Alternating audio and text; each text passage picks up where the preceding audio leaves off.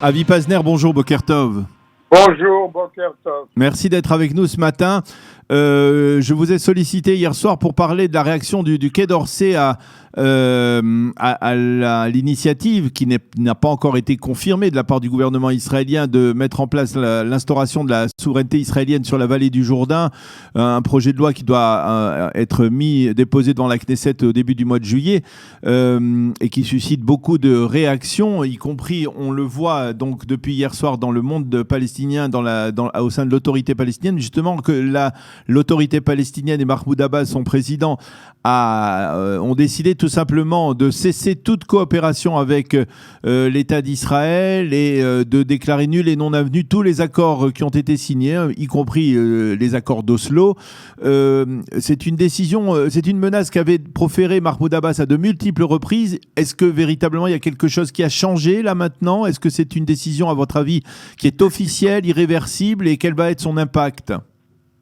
Eh bien, écoutez, vous avez raison. C'est une décision qui a été annoncée plusieurs fois et c'est une décision qui n'a jamais été mise en action sur le terrain pour la simple raison que la coopération de sécurité avec Israël est aussi importante pour Abou Mazen qu'elle ne l'est pour Israël. Mm-hmm. Et sans cette coopération de sécurité, en quelques semaines, vous aurez le Hamas et d'autres organisations qui prendrait le pouvoir en Cisjordanie. Donc, je ne sais pas si prendre cela littéralement ou plutôt comme une menace additionnelle, et aussi le fait d'avoir annulé tous les accords avec Israël. Par exemple, le fait que des ouvriers et artisans palestiniens peuvent venir travailler en Israël, que ça l'huile de l'économie palestinienne. Il y a 120 000 ou 140 000 Palestiniens chaque jour qui viennent travailler en Israël. C'est grâce à cela que vous voyez une économie florissante en Cisjordanie. Donc, je ne sais pas si cela fait partie des menaces aussi. Je mentionnerai la menace du roi Abdallah de Jordanie en disant que si annexion il y avait, cela aura de graves conséquences sur les relations entre Israël et la Jordanie. Ajouter à cela les voix ici et là en Europe disant à Israël ne le faites pas. Oui, à mon avis, il s'agit plutôt ici d'une campagne de pression politique sur Israël pour qu'Israël n'aille pas de l'avant avec ce plan, mais on ne sait jamais. C'est vrai que ces menaces ont été proférées depuis longtemps, mais si Abou Mazen les met en action, lui, à mon avis, a beaucoup plus à perdre de cette cessation de la coopération sécurité avec Israël qu'Israël même. Israël est un pays fort qui saura prendre en charge tous ces problèmes, tandis que l'autorité palestinienne d'Abou Mazen, c'est à peine qu'elle tient le nez dehors la piscine où elle se débat avec d'autres organisations palestiniennes, et encore, je le répète, spécialement le Hamas, qui est très fort non seulement à Gaza, mais aussi en Cisjordanie. Alors, ça c'est pour ce qui est des Palestiniens, mais on le voit aussi, on l'a vu ces derniers jours, l'Union européenne n'est guère tendre avec l'État d'Israël. L'Union européenne menace de sanctions économiques contre l'État d'Israël, et je le disais donc, même le Quai d'Orsay a mis en garde l'État d'Israël contre une décision de ce type d'annexion. Comment vous analysez cette position, on va dire, des Français en particulier, vous qui avez été ambassadeur à Paris, et puis en général de l'Union européenne avec son nouveau, on va dire, son nouveau secrétaire préposé à la diplomatie, Joseph Borrell, qui n'a pas l'air d'être un tendre, on va dire. Joseph Borrell n'a pas de sa vie eu une bonne pensée pour Israël, et c'est dommage que c'est lui qui a été choisi pour remplir ce poste tellement important dans l'Union européenne. qui par ailleurs, Daniel, s'était réuni vendredi et n'était pas arrivé, n'avait pas pu prendre une décision commune contre Israël, parce qu'il y avait 3 ou 4 pays qui étaient contre, et comme vous le savez très bien, ces décisions doivent être prises à l'unanimité.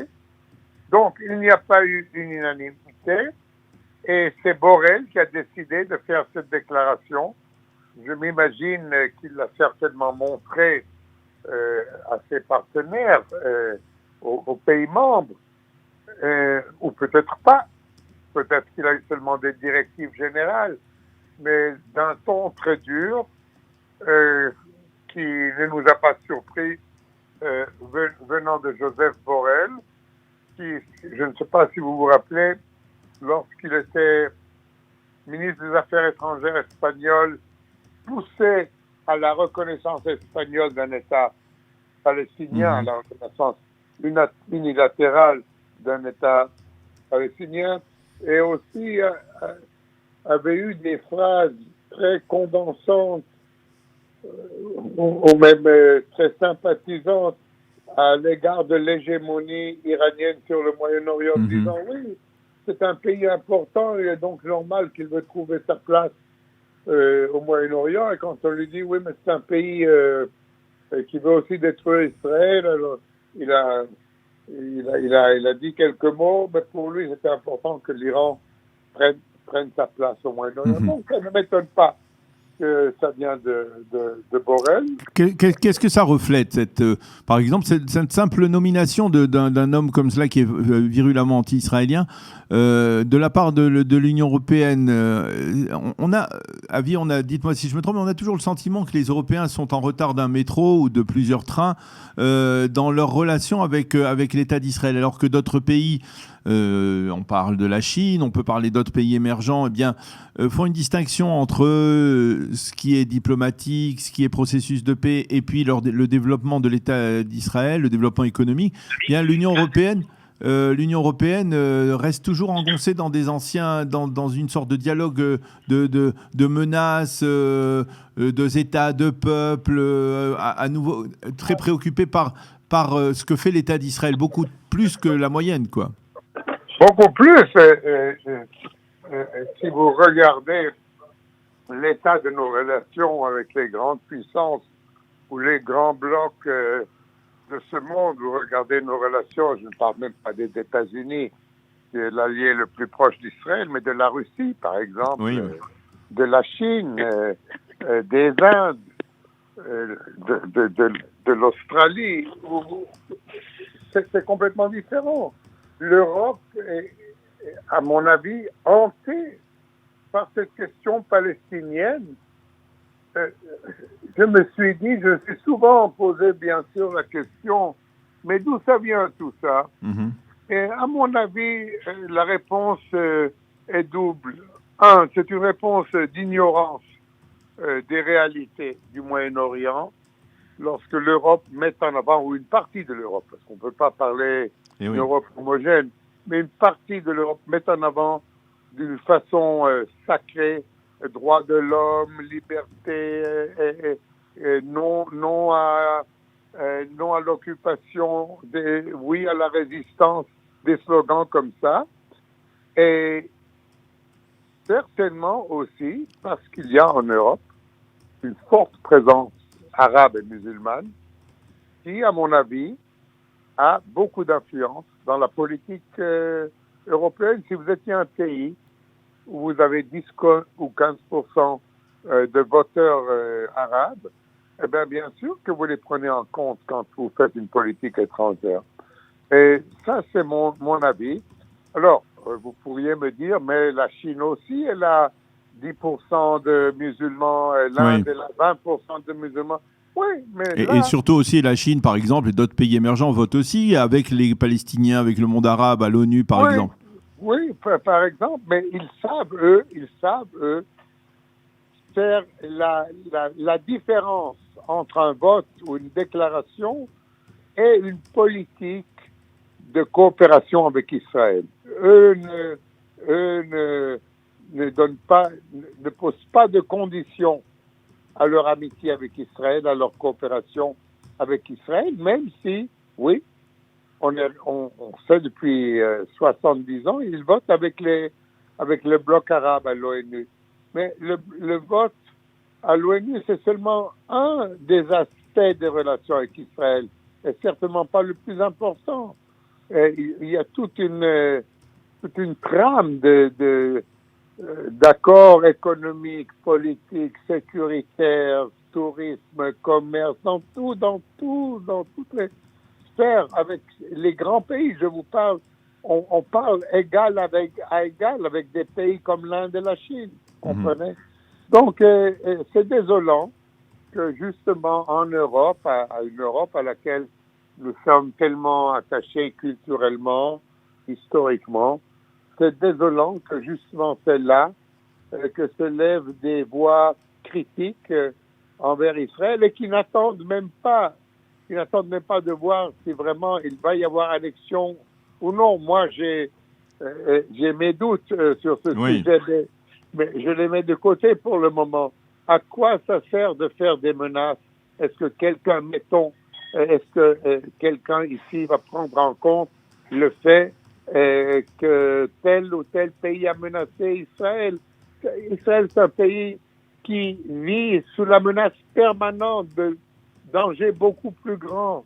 Et Israël fera certainement ce qu'il lui plaira de faire dans le cadre, évidemment, de ses relations avec les États-Unis, avec les autres grandes puissances. Et nous ne travaillons pas seuls dans le monde, mais nous agirons certainement avec beaucoup de prudence dans cette affaire. Et je trouve prématurée cette vague de critiques qui s'abat sur nous. Ça me rappelle un peu lorsque du temps de Obama, moi j'étais étonné de voir qu'il y avait beaucoup plus de critiques sur le problème des implantations venant d'Europe que d'Amérique. Et je me disais, mais comment ça se fait? Et je sais que Obama est très contre. Eh ben, Obama se servait des Européens, pour faire ce qu'il ne voulait pas faire lui-même, c'est-à-dire critiquer Israël, parce que c'est pas toujours populaire aux États-Unis, et se servait des Européens qui le faisaient avec beaucoup de plaisir. Alors là, il est encore une fois possible que quelqu'un, que ce soit la Jordanie ou les Palestiniens, certainement les Palestiniens, se servent de l'Europe. Mais sur le fond, Avi, comme vous l'avez dit d'ailleurs, il y a d'autres pays aujourd'hui dans l'Europe, parmi les membres de l'Union européenne, qui sont très proches d'Israël. On parle par exemple de la Bulgarie, de la Hongrie, de la Roumanie, de la Tchéquie, qui ont développé des relations privilégiées avec l'État d'Israël. Il y a même plus près dans le bassin méditerranéen, l'île de Chypre, la Grèce, qui sont des partenaires d'Israël en matière d'énergie. Vous pensez que finalement, la stratégie de Netanyahou d'essayer, on va dire, d'éroder un peu, on va dire, le front anti-israélien en Europe, eh bien, elle est payante à ce niveau-là? Absolument. C'est un gros succès. Cette stratégie est un gros succès. Vous n'avez pas mentionné l'Allemagne parmi ces pays qui, elle aussi, est contre des même l'Autriche, on parle aujourd'hui de l'Autriche. Et l'Autriche, et je dirais même la Pologne, malgré que nous avons fait un faux pas diplomatique avec la Pologne qu'il nous faut, je pense, réparer nous. Mais il y avait tout un groupe de 7-8 pays européens qui ne pensaient pas comme pense l'Espagne ou la Belgique ou la France ou l'Irlande. Et l'Europe était partagée sur cette affaire. C'est la raison pour laquelle, Daniel, il n'y a pas eu de décision vendredi. Parce que vendredi, on attendait une décision. Elle n'a pas pu être là. Et moi, si j'étais chef de la diplomatie israélienne aujourd'hui, je mettrais pleine vapeur sur nos liens avec l'Europe. Et j'essaierai premièrement de réparer nos liens avec la Pologne. C'est pour ça que pour trouver une formule diplomatique pour réparer nos relations avec la Pologne, la remettre dans le cadre des pays qui sont avec nous. Et là, nous avons 6, 7 ou peut-être même 8 pays, je crois, qui sont avec nous et avec lesquels on peut neutraliser toute initiative anti-israélienne au sein de l'Europe. Donc, nous ne sommes pas seuls en Europe. Ce qui me tracasse, moi, c'est que c'est justement des pays européens importants. Et comme j'adore la France, je vais mentionner la France en premier. Des pays européens importants comme la France, la Belgique, l'Irlande, l'Espagne, qui ont une attitude extrêmement froide à l'égard d'Israël. Et ça, évidemment, ça me peine, mais comme on est dans un combat diplomatique, eh bien, nous ferons tout ce qu'il faut pour encourager les pays qui sont amis avec Israël, qui comprennent la situation d'Israël, qui comprennent aussi la politique israélienne, à faire front contre ces autres pays qui sont dictés par des raisons qui ne sont pas toujours des raisons seulement diplomatiques. Eh bien, Avi Pazner, merci beaucoup. C'était toujours, comme toujours, très, très intéressant de parler diplomatie avec vous et de voir un peu où sont les rapports de force aujourd'hui, en particulier par rapport à l'Europe dans le cadre de ce projet d'annexion qui n'est pour l'instant qu'un projet. Merci beaucoup d'avoir été avec nous ce matin. Bonne journée, Avi. Bonne journée, Daniel, et merci à vous.